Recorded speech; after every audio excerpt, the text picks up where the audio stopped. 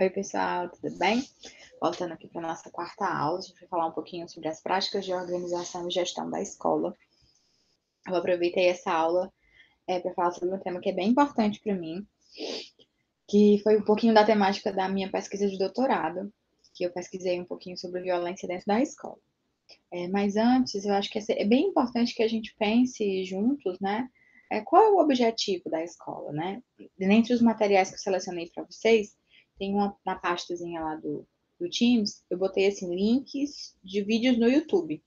Tem os vídeos que estão essas aulas, que eu criei uma pastazinha particular com esses links, mas tem uma pastazinha que tem links do YouTube, que são só de outros vídeos de outras pessoas. Eu sugiro que vocês assistam, e tem lá um vídeo do professor Pacheco, né, falando um pouco sobre motivação do professor. Eu acho que vale muito a pena a reflexão que o professor Pacheco faz, para a gente pensar, né, fazendo um link um pouco da aula passada, como é que a gente, qual o objetivo da escola do século XXI, né, assim, como é que a gente vai educar essas crianças para um futuro que a gente desconhece, né, para um futuro que a gente não imagina. E a gente também não quer acreditar que o futuro vai ser que nem o Black Mirror, né, não sei se vocês assistiram, Black Mirror é um seriado Netflix que mostra aí um futuro bem tecnológico, alguma coisa até meio apocalíptica. Então, a escola tem que se propor, né, a ser um espaço de aprendizagem, de curiosidade, né? Então, qual é o objetivo da escola e quais são os desafios que a escola enfrenta? Obviamente que eu ainda não tive a oportunidade de conhecer vocês. Claro que cada professor, cada escola passa por suas dificuldades, passa por suas particularidades, suas peculiaridades. Obviamente, o recorte que eu fiz na minha pesquisa foi um pouco sobre a violência e como ela vai atingir direto e indiretamente o professor e o processo pedagógico. E como é que a gente vai se preparar, né, como profissional, para essas inúmeras dinâmicas que vão se modificando e sendo modificadas cotidianamente, né? Assim, até janeiro as nossas preocupações eram e de repente março veio, as preocupações são outras, e agora saiu um decreto falando de aulas à distância durante um tempo, e depois baixa outro decreto dizendo que a aula presencial volta tal dia, e a gente fica nessa, né? E se é a nossa preocupação, né? E se volta presencial, como é que vai ser essa nova dinâmica dentro desses contextos? Vai ter recreio, não vai ter recreio? Como é que vai ser esses alunos sem recreio? Então, são muitos desafios que a gente vai enfrentar e são muitas questões que precisam ser trabalhadas.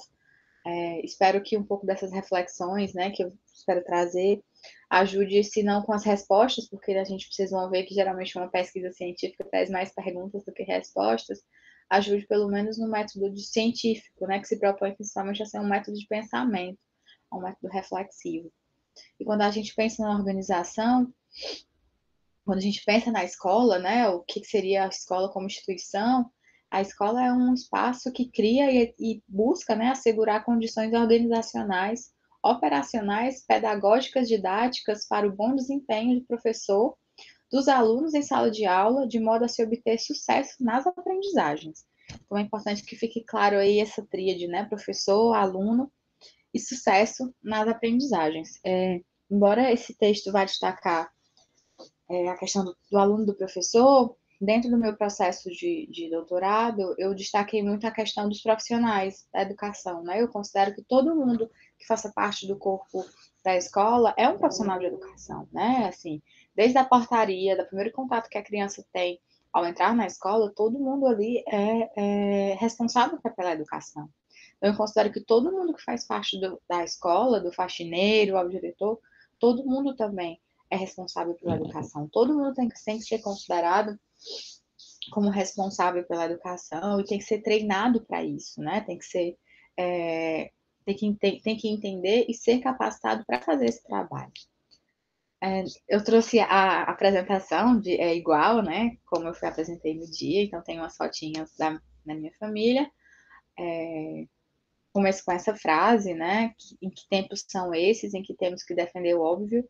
Apesar de, acho que hoje, minto, amanhã, estou gravando essa aula de 17, mas eu defendi meu doutorado dia 18/6, então amanhã, ou hoje, sei lá quando é que vocês estão assistindo essa aula, faz exatos um ano que eu defendi meu doutorado. Me parece que essa frase ainda faz muito sentido, infelizmente. Eu sou Carla Juliane, muito prazer. Essas são algumas fotos da apresentação que eu fiz breve de mim e da minha família. E o título da minha tese é Violência cometida por funcionários contra estudantes. A minha orientadora foi a professora doutora Ana Karine Stelco Pereira. E o meu doutorado foi em saúde coletiva. Acho que é importante ficar claro que a educação, né, a prevenção em saúde, a violência é considerada um agravo de saúde, é considerado um agravo evitável em saúde, então é um dano que a gente consegue evitar. Uma das principais formas da gente evitar esse dano é com educação, é com orientação. Já fazem alguns anos que essa temática vem crescendo. Uma forma muito simples da gente fazer essa comparação é só a gente observar a quantidade de crimes que vem crescendo dentro da escola, né? A própria discussão sobre bullying, né? Então, assim, muitas vezes as pessoas, quando ainda pensam no bullying, elas associam o bullying como uma violência, como um xingamento, uma brincadeira, mas de fato o que a gente presencia, e principalmente agora com as redes sociais, com a coisa da câmera, das pessoas se filmarem com uma frequência muito grande, são de crimes extremamente grosseiros, crimes extremamente violentos, né? Então, a gente está vendo que essa violência, a escola, ela é um espaço, é uma microesfera do que acontece fora, né? Então, a escola acabou se tornando um cenário de reprodução de tudo aquilo que acontece fora.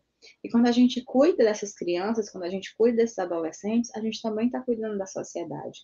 Então, você transformar a escola num espaço de cuidado, num espaço de paz, né? A gente fazer que a escola seja um espaço de promoção de saúde, cuidado da saúde, certamente é muito importante, é muito enriquecedor para promover e prevenir problemas no futuro, né?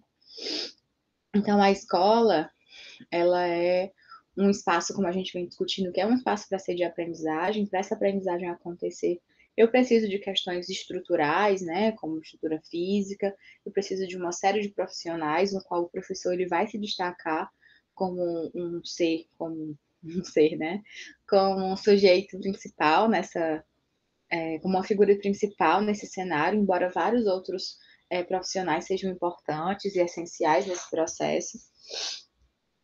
As escolas brasileiras passam por uma série de problemas, né, principalmente as escolas públicas, com a dificuldade de recursos. E quando a gente fala de violência, né, é uma coisa muito ampla, né, a gente fala de um espectro muito amplo. E é só para deixar claro que quando eu estou falando, até para deixar claro o título do meu trabalho, que é Violência por Funcionário, lembrando que a violência é um ato no qual a pessoa não pode se defender, que ele pode ser físico, ele pode ser psicológico, e geralmente é de alguém mais forte para alguém mais fraco.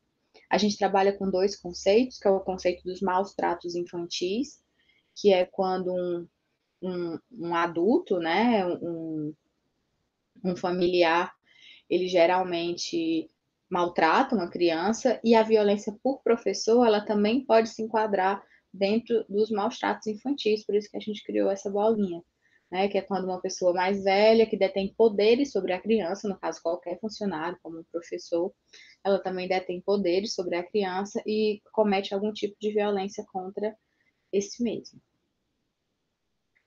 Na nossa pesquisa, a gente utilizou muito esse questionário, que é a Pesquisa Nacional de Saúde do Escolar. Na época, a gente usou de 2015, mas, se eu não me engano, no ano que eu defendi, saiu um mais atualizado. Nesse questionário, eles pesquisam sobre violência, seguranças e acidentes que ocorrem dentro da escola ou a caminho da escola.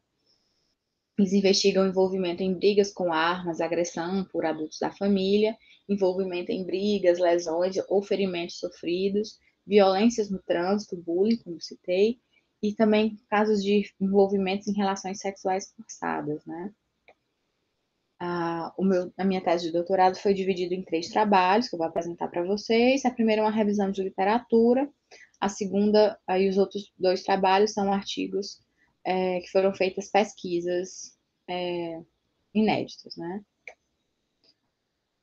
Esse aqui é o objetivo geral da minha tese, que é avaliar a violência cometida por professores e funcionários a estudantes.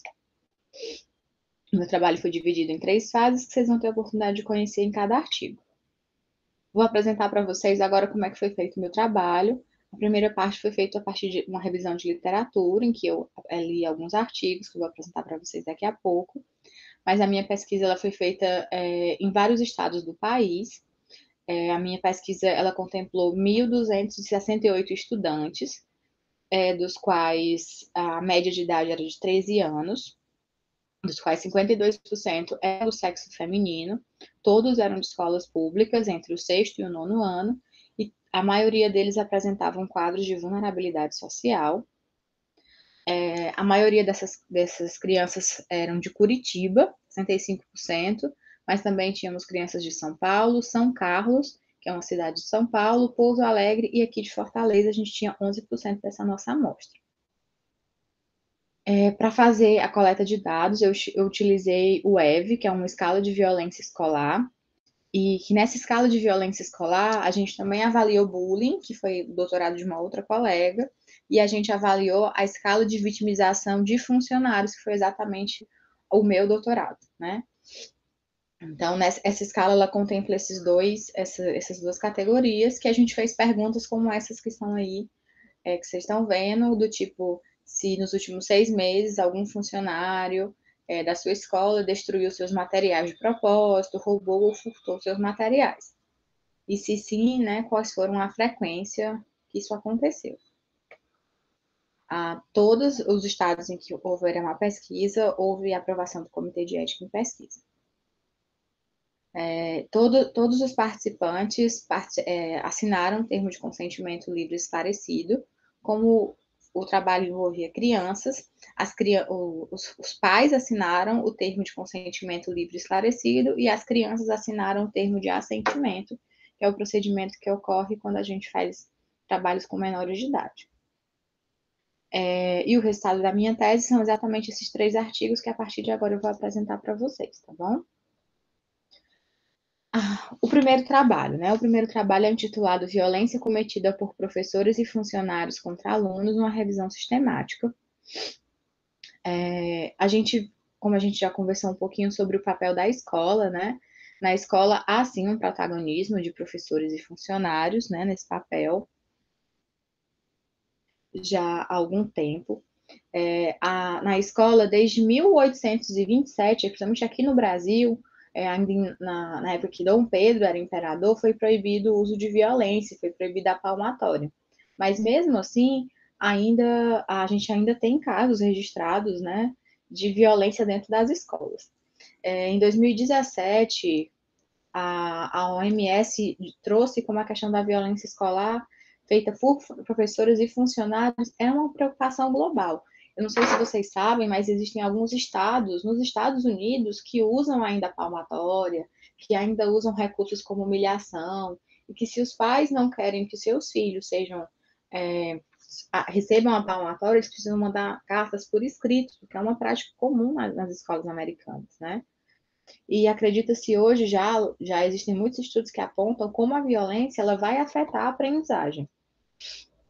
Então, no entanto, devido ao fato do professor e dos funcionários eles apresentarem, né, esse poder, então fora do ambiente familiar em que os pais detêm o poder, na escola que os professores e os funcionários detêm o poder, muitas vezes existe um estigma da violência, como se a violência tivesse um papel importante na educação, né, como se a violência fosse educativa, né? Vocês já devem ter ouvido frases que até hoje a gente se escuta, né? Tipo, briga de marido e mulher, ninguém mete a colher. Então a gente ainda vive sobre o edge, sobre o tabu aí de algumas frases como essa. Nossa sociedade tem muita dificuldade em lidar com essa questão da violência. E a violência, ela é, sim, um sério problema de saúde pública e que a saúde coletiva vem se debruçando sobre ela há alguns anos, tentando principalmente prevenir.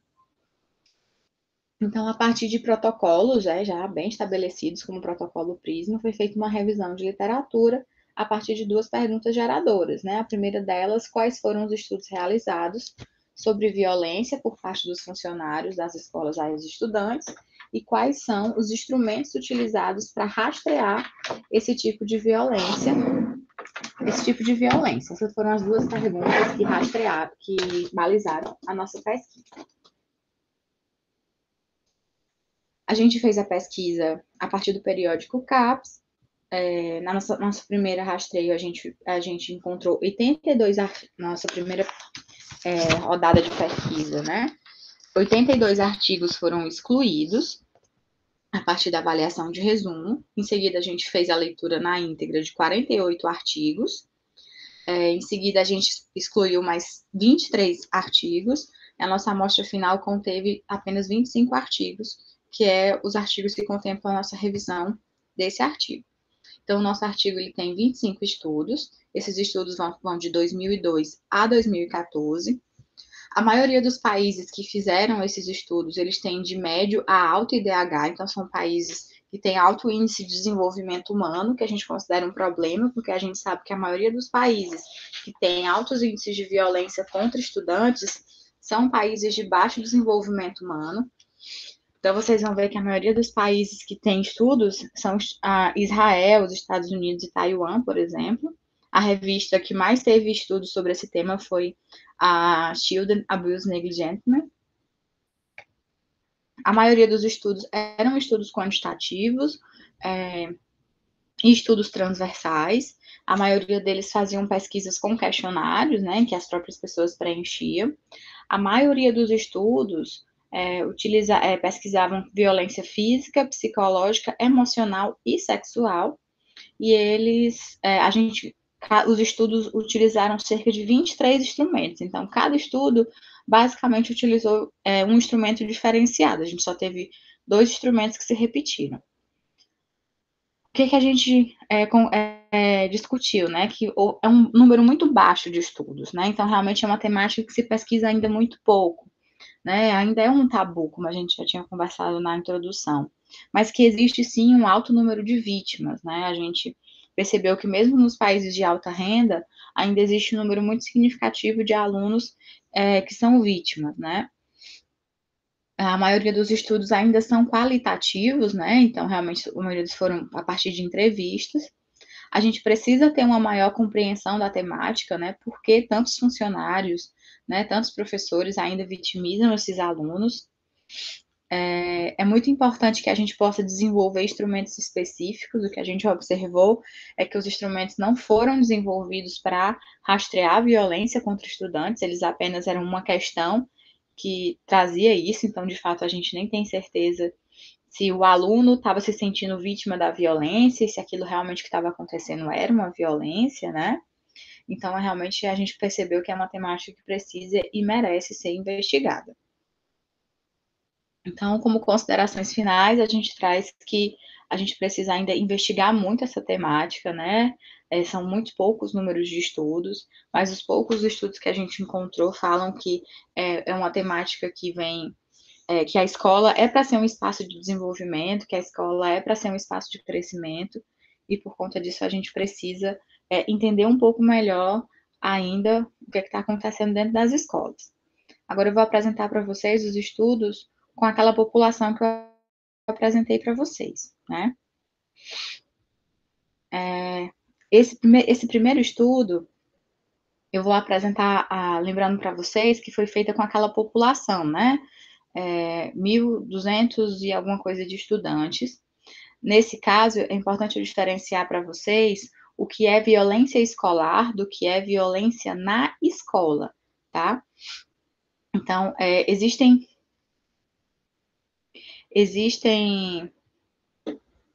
alguns autores que vão trazer essa diferenciação que vão trazer essa diferenciação